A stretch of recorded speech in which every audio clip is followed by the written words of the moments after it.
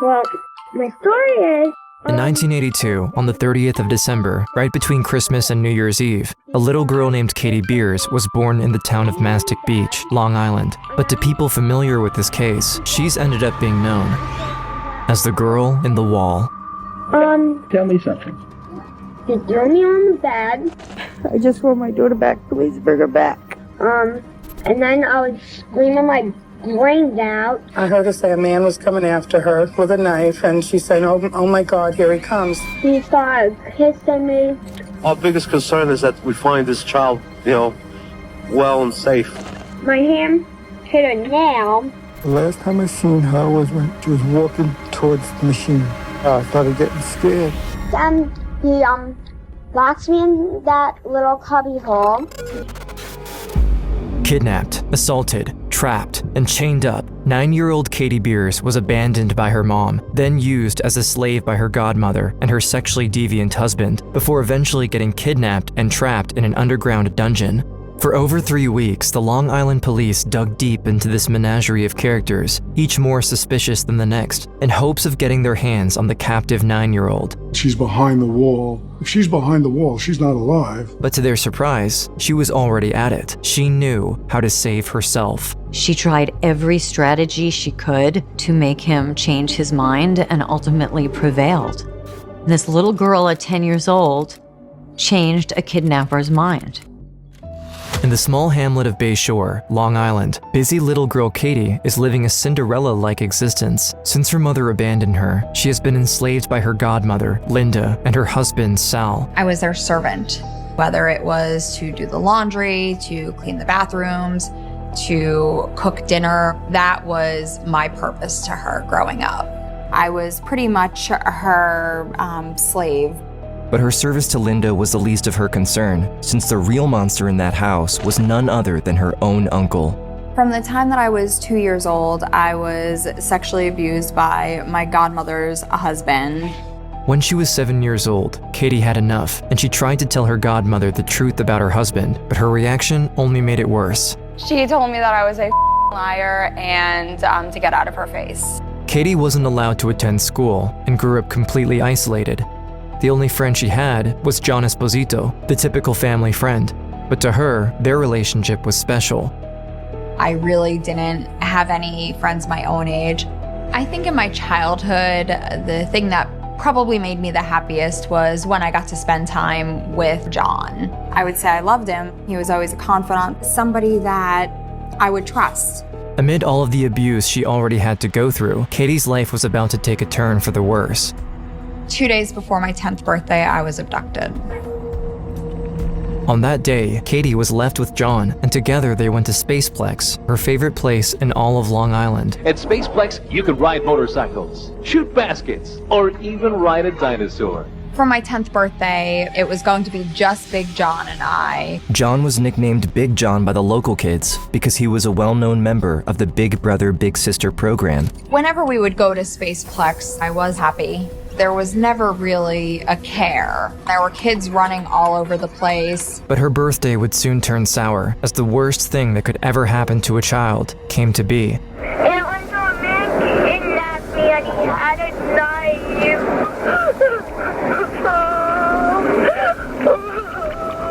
Oh no, here he comes. I gotta go. Katie. That voice, calling out Katie's name, is Linda, her godmother. But while she was contacting the police, they were already on the scene with Big John at Spaceplex. They evacuated the site and searched for the rest of the day, but all of these efforts were in vain. He picked me up and carried me into the closet, where I realized he was opening up a door to expose a tunnel. Whoever got their hands on her was an extremely apt individual. That tunnel was set up behind the walls of his house and carefully crafted by an expert. Katie was forced to crawl until she reached a trap door. And then he exposes this hole, and he opens up this door into this room. The only word that I have to describe this room was a dungeon, a place that I couldn't escape. Inside, Katie saw a dirty mattress in a makeshift, soundproof casket surrounded by chains. My captor looked at me and said, "This is your home now."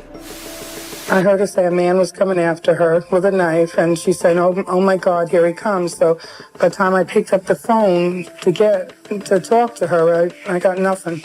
This is all of what the godmother Linda had to say about the ominous call she received on the day of the abduction. This was enough to concern Dominic Verone, the head of the Long Island Police Kidnapping Division. By the time she gets to the machine, Katie had already hung up. That disturbed me because there's been a lot of times when these abductions are not really abductions. They're made to look like abductions. And statistically, he was right, You saw this young girl around? as over 95% of kidnappings are actually perpetrated by close family members. But this wasn't the only unusual thing about that call. It just struck me as not believable. And I immediately was disturbed by the fact that a 9-year-old child would use the word kidnap. Also, how does a 9-year-old child get away from an abductor and able to use the telephone? But he had to put his suspicions on the side for now. The priority was Katie, as every minute counted in that kind of case. They needed to find her, and fast. As much as I was concerned about some of the problems with the call, you did hear a girl in distress. This girl was in danger. There was absolutely no trace of Katie at Spaceplex, almost as if she was never there. The only clue they had was the recording of Katie's distressed call to Linda, so Verone decided to bring out the big guns. We sent the audio tape of that telephone call, as well as the device that it was recorded on, to the FBI. While he was waiting for the FBI, Verone continued his investigation. Naturally, he started by looking into the most likely suspects. The main players were Marilyn Beers, the natural mother, a dysfunctional, incompetent mother, Linda Engelary, the godmother. My main concern is to let people know how much I cared for her. She was used by the godmother to run all kinds of errands. Sal Engelary had been charged with sexual abuse on Katie Beers. The little girl don't want to live in Mastic Beach with her mother. But there was also a fourth suspect, outside of the family, the last man to see her before the abduction. John Esposito, not a relative, but a family friend. He said something dirty happened. The FBI eventually shared what they found with him. It seemed that Katie's call was made from a phone booth in front of Spaceplex, which is weird since they still had found no trace of her inside of the recreation center, and she apparently tried to call Linda 19 times before she decided to leave a message on her answering machine. But all of these clues were nothing compared to the result of the audio analysis the FBI carried out on the call. I never forget the call I got from the scientist at the FBI lab who gave me the next bit of breaking news. It wasn't actually Katie who broke free and made that call. It was a recording. It was someone who tape recorded Katie and wanted us to believe, or it to seem, that the call came from that telephone booth next to Spaceplex. The detective was starting to put the pieces together, and it became evident that the culprit fooled them all. The kidnapping of Katie has been used as a front to something far more sinister. The phone call was a scripted plot by an individual to make us think that Katie Beers was abducted. Back at the dungeon, Katie knew what was going to happen and decided to fight as hard as she could. She noticed the door of the casket was loose and went at it. Eventually, I had kicked it long enough and hard enough that snapped, and I was able to kind of safely exit. To her, this was such a breakthrough. She thought she may finally be able to find a way to escape, almost forgetting that the casket was, itself, inside of the dungeon. Then I had nowhere to go. I remember trying to go on the shelf and see if there was anything there that I could use for some sort of self-defense. And there were a bunch of keys up there. So unknowingly, I grabbed one of those keys and hid it underneath the mattress. Before she had the chance to try to come up with a way to confront him, she heard him coming. It was too late now, as the footsteps started to get louder and louder. As soon as he came down, he saw the door open, and he then raped me for the first time. For the rest of her time in captivity, her abductor would assault her multiple times, every day, but out of respect for Katie, we won't be covering any of her subsequent assaults. I was able to have the TV on 24/7. It was on the news that I saw that the police had figured out where the call had come from. They knew that it was pre-recorded. This information led the police to put together a few theories regarding Katie's whereabouts. There were still questions we had. Meanwhile, Katie was able to hear each of her family members' testimonies by watching the news, starting with Marilyn, her biological mother. Just my daughter back. When I saw Marilyn on the news, I think I cried a lot because I could see in her eyes that she had missed me and that she wanted me to be found. That gave me some relief and some hope. Her mother was convinced that Linda and Sal were behind the kidnapping because they lost her custody after she filed charges against Sal for Katie's sexual abuse. Our biggest concern is that we find this child, well and safe. When Sal, my godmother's husband, was on the news saying that he wanted me to be found, I was angry. If anyone had motive for her to be abducted or murdered, it was he who faced serious criminal charges for sexual abuse. But Verone wasn't so quick to jump to conclusions, as he also had good reasons to believe that not only Marilyn could be the culprit, but that she may also have tried to frame someone else for her alleged crime. Her mother, Marilyn Beers, and Little John, Katie's brother, became aware of what was going on with Katie, and there was ample motive that they may set up an abduction just to get her away from a bad situation. They'd be able to walk her out, have Katie make the phone call, tape record it, put it right there, and leave John Esposito holding the bags. After a while, the investigation into the family members wore down. Each and every one of them had solid alibis, and no clues were discovered at any of their residences, so the police started to look into the last man on the list, the most unlikely suspect. The investigators retraced John Esposito's footsteps, but it was 30 minutes to an hour that we couldn't fully explain and appreciate. We obtained a search warrant and did a full inspection of John Esposito's residence, but there was no evidence of a crime. The background check came in the next day and turned out to be extremely suspicious. Once they contacted the Big Brother Big Sisters Association, the program the suspect proudly claimed to be a member of, they learned the dark truth about Big John. John Esposito painted himself as a big brother. Detectives discovered that he tried to join that organization, and they did a background investigation on him. We learned that he had been involved in abduction of a 7-year-old child 15 years prior to Katie's disappearance, and they ruled him out as being a big brother. We were ramping up the pressure on him, following him wherever he went. This caught the attention of the media, who also started to scour around his house. Police searched Esposito's property, the main house and the converted garage out back where he actually lived. I knew that the number one suspect was Esposito. I could see the news was camped out in front of his house. And if you haven't guessed yet, the kidnapper was, in fact, John Esposito, aka Big John. All along, the man Katie called her best friend was actually planning and scheming until the day he finally kidnapped her.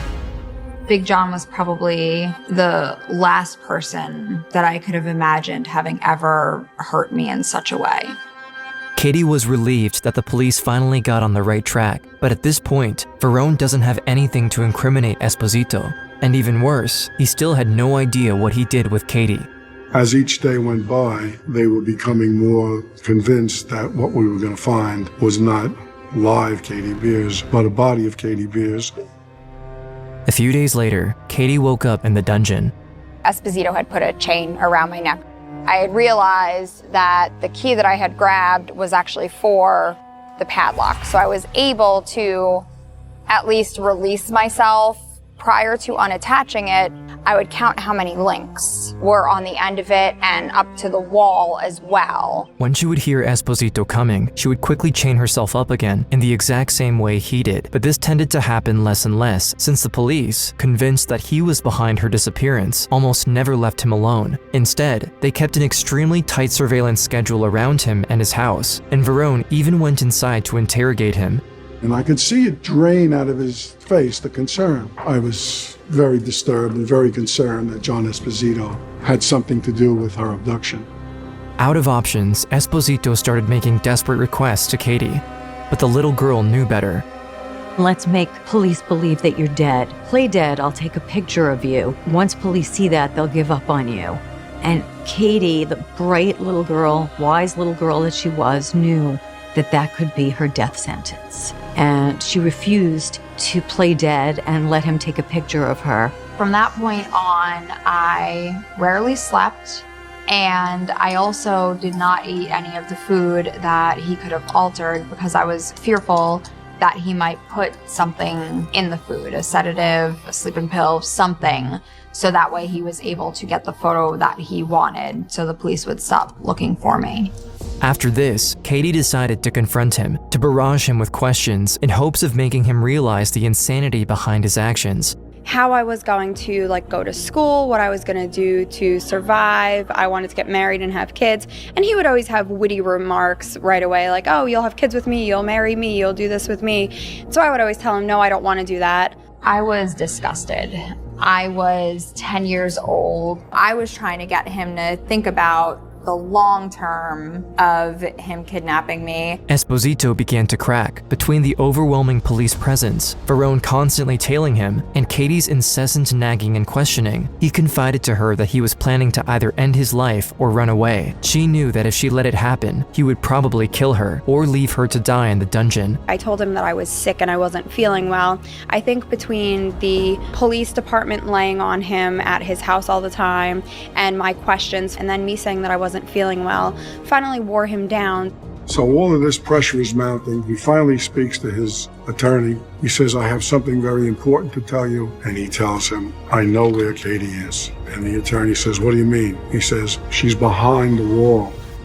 And this is where Verone and everybody else involved in the case understood that John Esposito wasn't your usual kidnapper, but an actual mastermind. Esposito escorted police and the district attorney through all the steps of unearthing the dungeon, and police watched incredulously as he went through this 30-plus step process of revealing the dungeon that he had built. There was a bookshelf with wheels on it, and you'd have to pull that out. And then there was vinyl laid on the floor, and you pull the vinyl back. And then there is a 200-pound concrete block that's there. And you had to know to go into the garage and get this block and tackle, to hook it in the ceiling, to hook it into the 200-pound block, and then raise this block up. And then you drop down about 7 foot into this underground chamber. And then there's a passageway. And as you crawl, you dropped into this underground chamber where Katie was kept. Apparently, this whole affair had been in preparation for years before he took her. I had realized that I had actually played in this underground dungeon while it was being built. So he had this vision to build this underground dungeon. And when he had this vision, it was specifically to kidnap me. When Verone finally broke in, Katie couldn't believe what was happening to her. The door opened and there was a man that I didn't recognize. And I remember them saying, we're the police, you're safe now. I was just overjoyed. She was alive. You all right, Katie? Verone was similarly surprised, but for a different reason. We were amazed. You see a 9-year-old look like she just come back from a trip to the movies. She's sitting in the sofa, bubbly, upbeat, and we just knew from that moment on that she was going to be a survivor. Now in the hands of the police, Katie finally revealed the truth about what happened. He was supposed to do the safe work, but never did. John Esposito had confessed to everything. Esposito was convicted of kidnapping in the first degree, and he was sentenced to 15 years to life. Not only did the detective save her from Esposito, but throughout his investigation, Verone uncovered all of the abuse she had suffered at the hands of the people who were supposed to take care of her, and decided to place her into foster care. I entered foster care as soon as I was released from captivity, and that was a salvation for me. I had a mom, I had a dad, I had brothers and sisters. It was absolutely fantastic. They also continued the legal procedure against her Uncle Sal and successfully put him behind bars. To this day, Katie will always be grateful towards Verone, as he saved her in more ways than one. For 17 days, I was his life. He was one of the ones that just did not give up, and I'm grateful of the relationship that I have with him. I wrote a letter to Katie after the whole thing was over. Dear Catherine, I don't know you very well, but what I do know is enough to show you as a remarkable young girl with a strong determination to live. My only wish is that we could have found you sooner and you didn't have to be down there so long. Not many adults could endure or survive what you went through. Be proud and continue to be strong. I know you will be successful.